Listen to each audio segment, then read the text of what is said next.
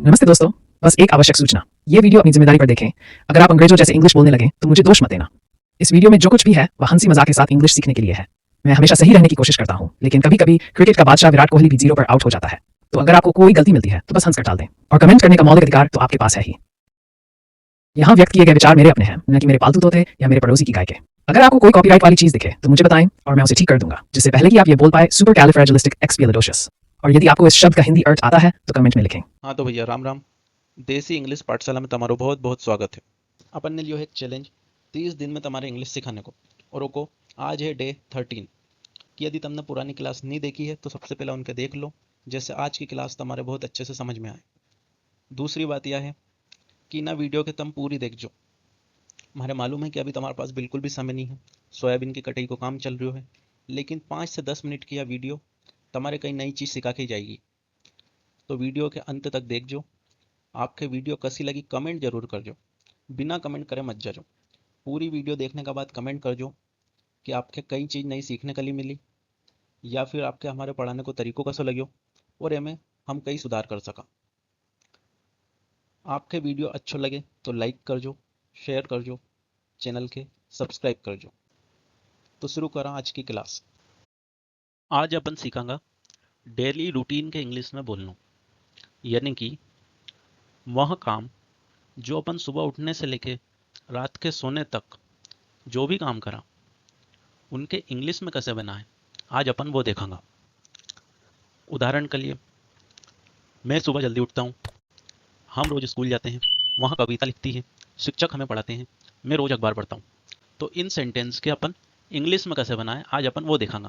लेकिन बात कही है, बात यह है कि मैंने भले यहाँ पे उदाहरण दे दिया कि मैं सुबह जल्दी उठता हूँ, लेकिन बहुत सारा लोग सुबह जल्दी उठे नहीं, उनकी सुबह ही हो 10 या 11 बजे। तो भैया सुबह जल्दी उठना चाहिए। तो सबसे पहला सुबह जल्दी उठो, फिर इंग्लिश में ओके बनाओ, I wake up early in the morning. अभी मैं बताऊंगा कि कैसे बनाना है, लेकिन पहला सुबह जल्दी उठने की आदत तो डालो। दूसरा उदाहरण हमने लियो, हम रोज स्कूल जाते हैं। तो स्कूल जाते हैं या स्कूल भेजा जाता है? हम स्कूल जाते हैं या हमें स्कूल भेजा जाता है, वह भी सोचने वाली बात है। एक और उदाहरण मैंने समझाओ, मैं रोज अखबार पढ़ता हूँ, लेकिन भैया सभी अखबार पढ़ना लोगों ने छोड़ दिया आजकल। लोगों कहीं पढ़े व्हाट्सएप के फेक न्यूज़, और वही दूसरा के फॉरवर्ड कर दे, और उनसे भी अपेक्षा करे कि वही भी या फर्जी न्यूज़ पढ़ेगा। तो भैया फर्जी न्यूज़ फैलाना बंद करो और हमारे चैनल पे आओ और रियल इंग्लिश सीखो, वह भी अपनी देसी भाषा में। चलो, तो अब अपन सीखेंगे कि इन सभी सेंटेंस के यानी कि डेली रूटीन के, उन काम के जो अपन रोज करा, उनके इंग्लिश में कैसे बनाए। डेली रूटीन के इंग्लिश में बनाने के लिए हम एक स्ट्रक्चर देखेंगे। स्ट्रक्चर बहुत ही सिंपल है, वही है जो अपन शुरू से पढ़ता आ रही है, डे फर्स्ट से जो अपन पढ़ता आ रही है वही है। सबसे पहला सब्जेक्ट, फिर मेन वर्ब की फर्स्ट फॉर्म, और उसके बाद ऑब्जेक्ट। ठीक है, लेकिन जैसा मैंने आपके पहला बताया तो कि अंग्रेज ने कई नियम कायदा कानून बनाया है जिनके अपन रूल्स बोला। तो ये रूल कई हैं वो अपन देख ला। पहला रूल ये है कि जब भी सब्जेक्ट ही शी इट या एक वचन रहेगो, यानी कि ही शी इट और सिंगुलर नाउन का साथ, हम हमेशा मेन वर्ब की फर्स्ट फॉर्म में एस या ई एस लगाएं। और दूसरा रूल यह है कि जब भी subject I we you they और प्लूरल नाउन रही, ओका साथ हम मेन वर्ब की केवल फर्स्ट फॉर्म लगाएंगे, एस या ई एस नहीं लगाएंगे। ठीक है, अब अपन देखा एग्जाम्पल। पहला एग्जाम्पल है, मैं सुबह जल्दी उठता हूँ। इंग्लिश में बनाएंगे I wake up early in the morning. I subject है, वेक अप मेन वर्ब की फर्स्ट फॉर्म है, early in the morning object है। यहाँ पे एक देखने वाली बात है, मैंने यहाँ पे एक प्रीपोजिशन यूज करी है इन द मॉर्निंग। तो ध्यान रखना है, जब भी हम बात करेंगे पीरियड ऑफ टाइम की, जैसे मॉर्निंग, आफ्टरनून या इवनिंग, तो ओ का पहलापन प्रीपोजिशन इन को यूज करांगा, जबकि नाइट का पहलापन प्रीपोजिशन एट लगाएंगे। ठीक है, दूसरी चीज यह है कि जब भी अपन फिक्स टाइम की बात करेंगे, जैसे 1 o'clock, 2 o'clock, 3 o'clock, ओ का पहला भी अपन 8 यूज करांगा। तो फिक्स टाइम यानी कि 1 o'clock, 2 o'clock, 3 o'clock, और नाइट इनका साथ अपन एट यूज़ करा, जबकि period of time morning, afternoon या इवनिंग का साथ अपन इन यूज़ करा। तो इन्हीं चीज़ को ध्यान रखो, कॉम्पिटिटिव एग्जाम में वो बहुत पूछे जाए। दूसरा एग्जाम्पल है मैं दांत साफ करता हूँ। इंग्लिश में बनाएंगा I brush my teeth. I brush my teeth. I subject, brush main verb की first form, my teeth object. मैं स्कूल जाता हूँ। I go to school.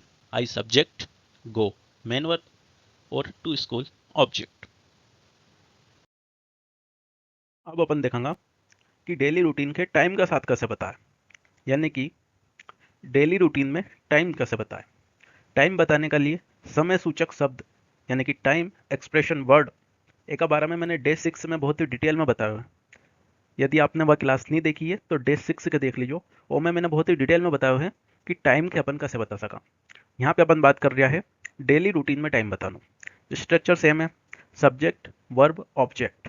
Object में अपन कहीं करांगा प्रीपोजिशन लिखांगा, फिर समय सूचक शब्द यानी कि टाइम एक्सप्रेशन वर्ड अपन यूज करांगा। अब टाइम एक्सप्रेशन वर्ड कहीं होया करे ओके जानने के लिए डे 6 आप जरूर देखो। चलो तो अब अपन एग्जाम्पल ला। पहला एग्जाम्पल है मैं सुबह 6 बजे उठता हूँ। सबसे पहले सब्जेक्ट लिखांगा मैं यानी कि आई, फिर उठने के लिए मेन वर्ब लिखांगा वेक अप। अब लिखांगा अपन ऑब्जेक्ट। तो सबसे पहले अपने बताना है 6 बजे उठा। 6 बजे एक फिक्स टाइम है, फिक्स टाइम के अपन बताने के लिए प्रीपोजिशन 8 यूज करा, तो मैं बोलूँगा आई वेक अप एट 6 o'clock। अब हमारे यूज करना है सुबह, तो सुबह के लिए मैं लिखूंगा इन द मॉर्निंग। मॉर्निंग एक पीरियड ऑफ टाइम है, और मैंने अभी तो हमारे बताया था कि पीरियड ऑफ टाइम बताने के लिए अपन प्रीपोजिशन इन यूज करा। तो सेंटेंस बनेगा I wake up at 6 o'clock in the morning. दूसरा दूसरा एग्जाम्पल है मैं दोपहर 1 बजे खाना खाता हूँ। I have lunch at 1 o'clock in the afternoon. यहाँ पे 1 o'clock का पहला अपन 8 प्रीपोजिशन लगाएंगे और आफ्टरनून का पहला प्रीपोजिशन इन लगाएंगे। आपके एक डाउट और हो सके कि सर यहाँ पे हेल्पिंग वर्ब हैव क्यों यूज़ कर ली, तो मैं आपको बताना चाहूँ कि हैव यहाँ पे हेल्पिंग वर्ब नहीं है, मेन वर्ब है। हैव मतलब कई भी चीज़ के खानो या पीनो। I have lunch at 1 o'clock in the morning. अगला उदाहरण है मैं रात 10 बजे सो जाता हूँ। I sleep at 10 o'clock। 10 o'clock का पहला प्रीपोजिशन 8 लगाई। अब यहाँ पे देखो नाइट, नाइट का पहला अपन ने 8 लगाओ।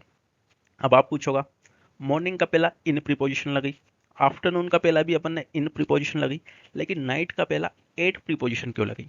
नाइट का साथ यो भेदभाव क्यों? तो भैया यो भेदभाव मैंने नहीं करियो, अंग्रेज होने करियो।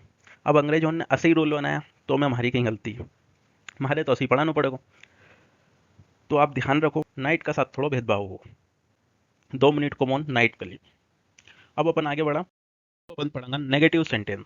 नेगेटिव सेंटेंस मतलब नकारात्मक वाक्य। यहाँ पे आप बताओगा कि मैं यो काम नहीं करूँ। स्ट्रक्चर कही रखो, स्ट्रक्चर बहुत सिंपल है। सब्जेक्ट सबसे पहला लिखांगा। अब यहाँ पे आ गई हेल्पिंग वर्ब। हेल्पिंग वर्ब यानी जो भी टाइम बताएगी, डू डज प्रेजेंट का टाइम क्या बताएगी। हेल्पिंग वर्ब का साथ अपन लगाएंगा नॉट। हेल्पिंग वर्ब का साथ नेगेटिव सेंटेंस बनाने के लिए अपन लगाएंगा नॉट। ओ का बाद मेन वर्ब की फर्स्ट फॉर्म। अब यहाँ पे subject I we you they, plural noun singular noun, जितना भी सब्जेक्ट रहेगा सबका साथ अपन मेन वर्ब की फर्स्ट फॉर्म लगाएंगा, और ओ का बाद ऑब्जेक्ट तो लगाना ही है। तो स्ट्रक्चर रहेगा subject do does plus not plus main verb की फर्स्ट फॉर्म प्लस ऑब्जेक्ट। अब आपको डाउट रहेगा सर डू कब लगाए और डस कब लगाए, तो बहुत ही सिंपल है। जिन सब्जेक्ट का साथ अपन एस ई एस लगाता था ओ का साथ डस लगाएंगा, जिन भी सेंटेंस का आखिरी में अपन ई एस लगाता था ओ का साथ अपन डस लगाएंगा, यानी कि ही शी इट, और सिंगुलर नाउन का साथ अपन डस लगाएंगा। डू में ई एस लगा के अपन ने डस बनाया है, तो जिनका भी साथ अपन पहला मेन वर्ब में ई एस लगाता था उन सभी सब्जेक्ट का साथ में डस लगाएंगा, और जिन सब्जेक्ट का साथ अपन मेन वर्ब में ई एस नहीं लगाता था, यानी कि आई वी यू दे और प्लूरल नाउन, उनका साथ अपन यहाँ पे डू लगाएंगे। ठीक है, अब अपन उदाहरण देखा। पहला उदाहरण है मैं दूध नहीं पीता।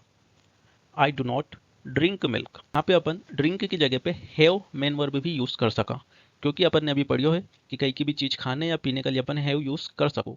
तो यहाँ पे मैं बोल सकूँ I do not have milk, I do not drink milk, यो भी सही है। I do not have milk, यो भी सही है। जो आपके अच्छो लगे श्रद्धा अनुसार बोल दीजिए। दूसरा एग्जाम्पल है, वहां स्कूल नहीं जाता। He does not go to school, he does not go to school. He का साथ अपन ने हेल्पिंग वर्ब डज लगी, जबकि आई का साथ अपन ने हेल्पिंग वर्ब डू को यूज करियो था। तो इन्हीं बात को ध्यान रखो कि कहाँ पे अपने हेल्पिंग वर्ब डू यूज करना है और कहाँ पे हेल्पिंग वर्ब डज यूज करना है। तीसरा एग्जाम्पल है, वहां खेल नहीं खेलती। She does not play, she subject है, डज हेल्पिंग वर्ब, नॉट एक एडवर्ब है और प्ले ऑब्जेक्ट है। ठीक है, अब अपन पढ़ांगा इंट्रोगेटिव सेंटेंस। इंट्रोगेटिव सेंटेंस मतलब ऐसा वाक्य जिनमें अपन क्वेश्चन पूछा और इन क्वेश्चन को आंसर यस या नो में अपन दे सका। स्ट्रक्चर है, सबसे पहला हेल्पिंग वर्ब आएगी। अब यहाँ पे सब्जेक्ट अपने पहला नहीं लिखना, पहला अपने हेल्पिंग वर्ब लिखना। ओ का बाद लिखना सब्जेक्ट, ओ का बाद मेन वर्ब की फर्स्ट फॉर्म और ओ का बाद ऑब्जेक्ट। उदाहरण, क्या तुम सुबह जल्दी उठते हो?